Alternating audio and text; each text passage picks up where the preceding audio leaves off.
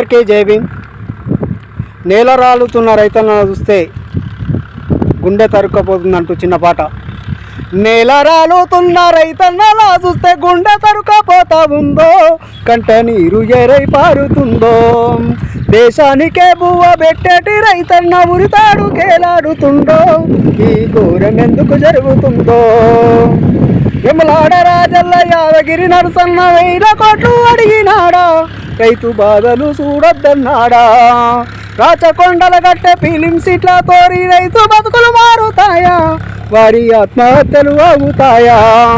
పారాయి పాలన సంఖ్యలు దంచమని గొంతెత్తి నియమించినోలే, నేడు మన ఇంటి బిడ్డలు నేల రాలుతుంటే నోరు తెరవరున్నారెందుకో. నేల రాలుతున్న రైతన్నలా చూస్తే గుండె తరుక్కపోతా ఉందో, కంట నీరు ఎరై పారుతుందో.